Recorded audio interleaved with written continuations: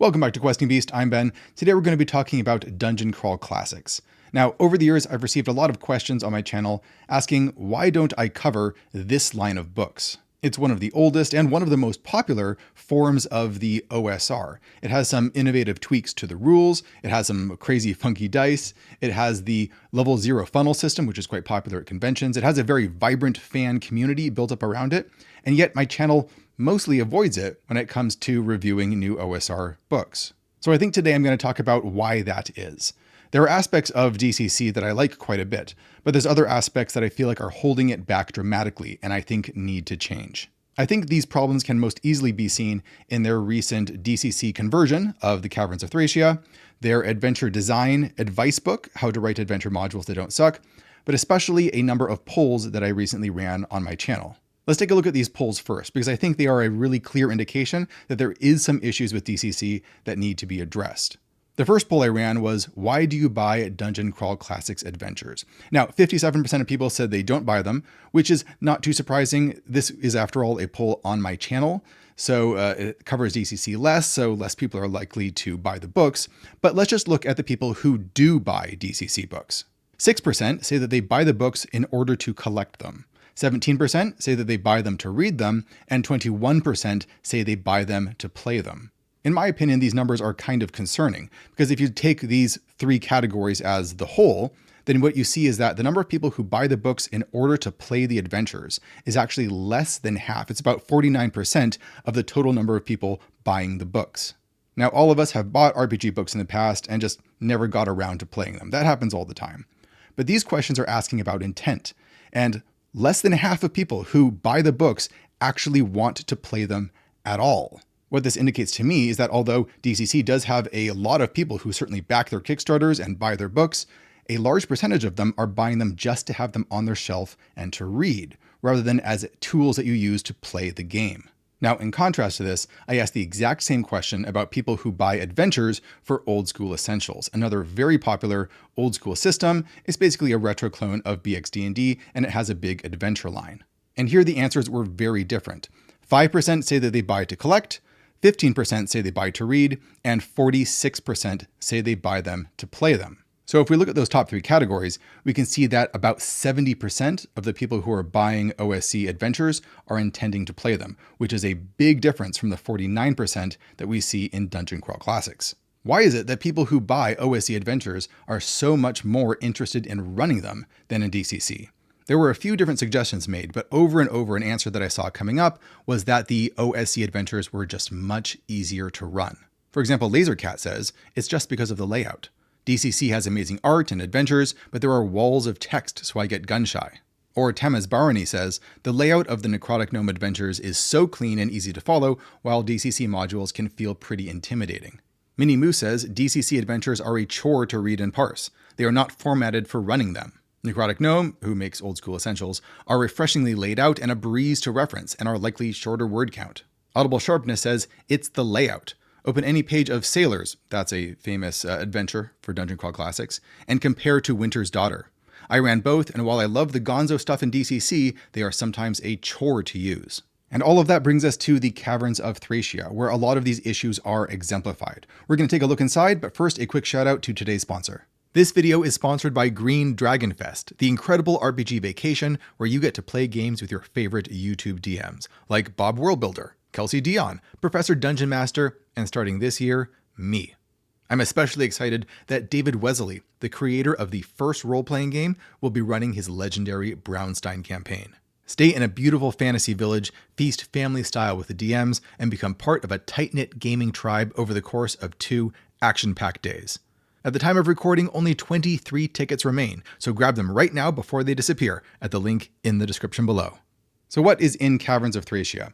Caverns of Thracia was originally an old dungeon module created by Janelle Jaquays that had a lot of influence in the old school sphere. One of the things that Dungeon Crawl Classics has been doing is buying up the rights to these old adventures and bringing them back into print, which I think is really great. So the first half of this book is that original adventure exactly as it was originally published. And the second half of it is the revised conversion of that adventure for the DCC system. What's really fascinating about this is it lets you directly compare the formatting of the early adventure to the new one, so you can see what changes DCC makes to hopefully make it easier for dungeon masters to run. And that's where things get really interesting. This is the original formatting for the Caverns of Thracia.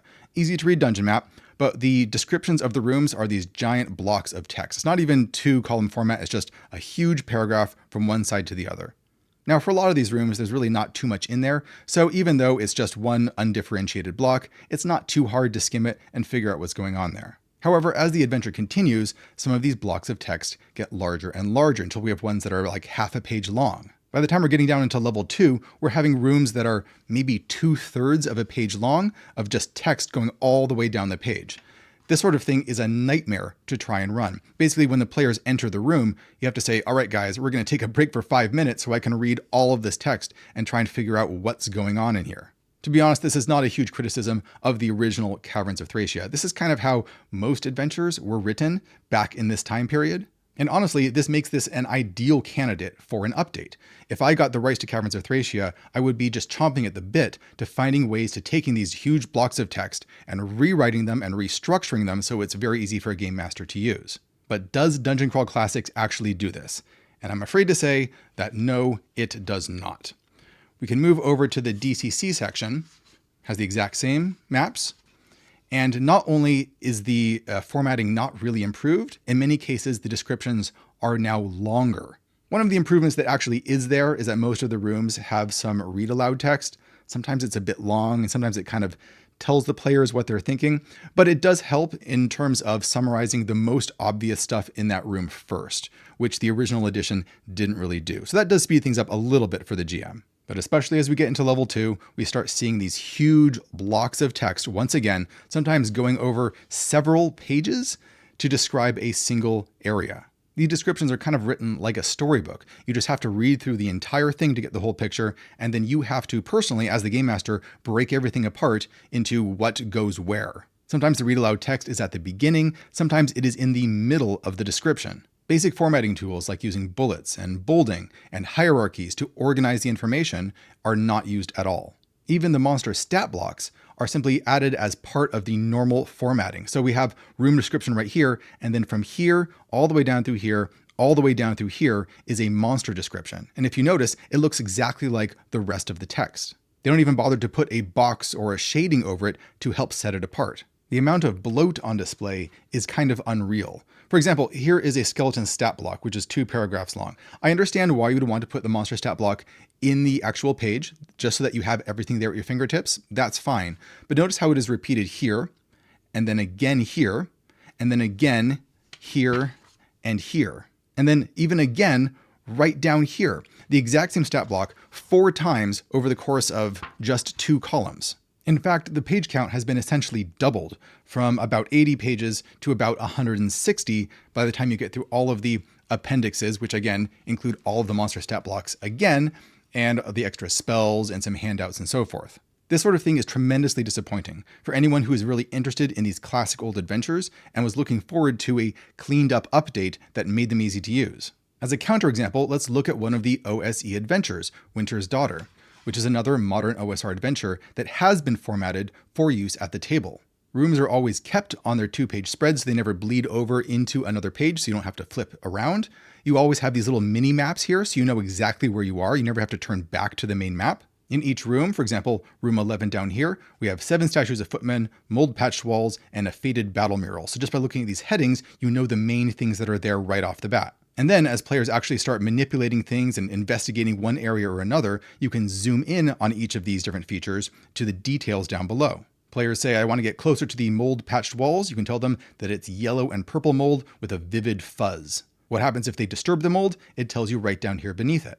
Just like in the DCC modules, there are monster stat blocks on the pages, but as you can see here, they are clearly set apart from the rest of the text. This kind of easy to use design did not come out of nowhere. This is the endpoint of a many years long process of slowly iterating on ways to make things quicker and simpler and easier for the GM over and over again. This is certainly not the only way to make easy to use descriptions, but it is a very good example of that.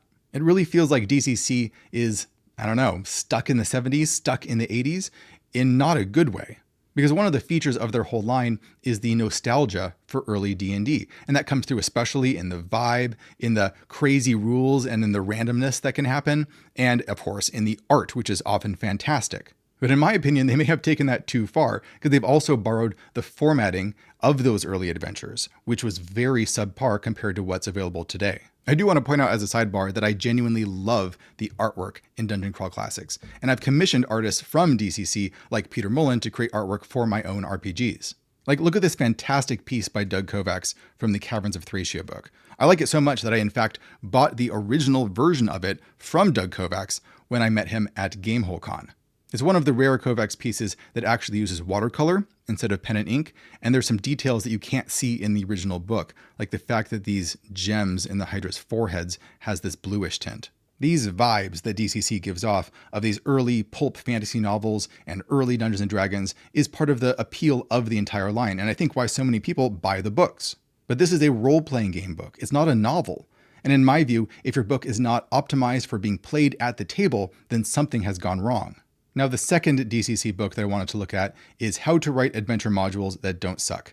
This is put out by Goodman Games, who's the publisher of DCC. So strictly speaking, it's not a DCC book, but it's very closely tied to it, since a lot of their writers are writing essays in this book. The format here is that 25 different authors each write their own essay covering what they think is an important feature of how to write adventure modules, and then they each give a little example of how to put that into play, a little encounter that you could use in your games. This sounded like a very interesting format to me, and I'm always very interested in the different philosophies of RPG writers, and especially the overall philosophy behind DCC adventures.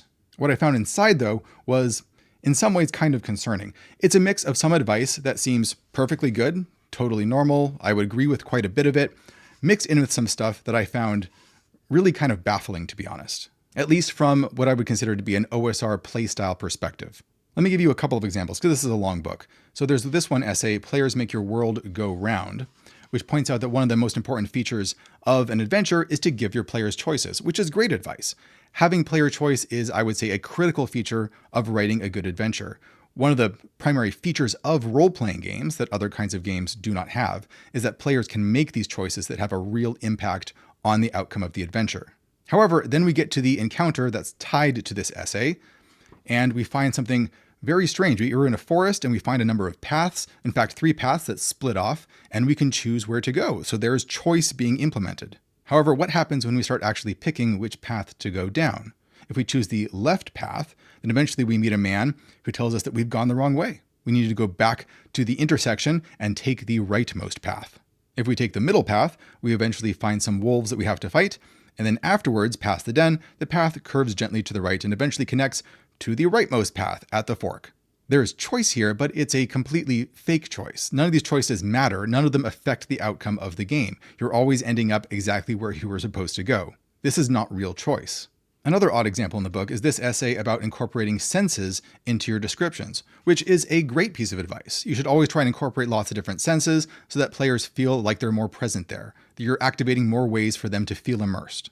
But then when we have an example of how to actually do this, this encounter is basically a long story where I don't know if it's supposed to be read as read aloud text, but there's no player interaction here. It's just a long bit of text where you're reading what the players do and what they see for like a page and a half. To be clear, I've never seen a DCC adventure that had something like this, but it's very odd to have it as an example of an encounter. Then we have the actual essay that's the title of the book, How to Write Adventures That Don't Suck by Chris Doyle. And this describes mostly how to key locations. When you're writing a room, how do you write down the stuff that's there? And it looks awfully similar to the sort of thing that we saw in Caverns of Thracia. The stuff that he says to include makes sense: a read aloud text, environmental description, some details, creature statistics, tactics, treasure, developments. Okay, all of that's fine. What is missing is telling the person writing this, when you're keying your own adventures, especially for writing it for print for other game masters, to organize the information in a way that makes it easier to run. If your read aloud text says that there is a bookshelf in this room, and the player says, oh, I investigate the bookshelf, what books are on there, can you find that quickly in the description? That sort of thing is just not a consideration in here, although I would consider it to be one of the most essential features of writing for other game masters. And then right afterwards, we have his example of an encounter. And it is basically a one-room encounter where you're fighting a number of creatures, and it goes for like 2¼ pages. I'm going to go out on a limb here and say that there's absolutely no reason for a one-room encounter to be this long. Even if you wanted to have this many details about all of the things that could possibly happen, it could be massively condensed by just tightening up the language. And then there's advice to keep everything balanced for the player's capabilities. I'm not a huge fan of balanced encounters. I don't think they're as fun since there's less diversity in ways that they can turn out. But some people might like that. That's totally fine. More concerning is the fact that it actively encourages the illusion of free will. This advice explicitly says to create adventures where the players feel like they're making a real choice, but it's not a real choice at all. I don't know about other players, but if a game master did this to me, I find it frankly insulting. I am not at all interested in playing in a game where I am just running through the game master's story and all of the choices that I'm making, and choices are one of the fundamental features that set apart role-playing games, that all of those choices are just illusions.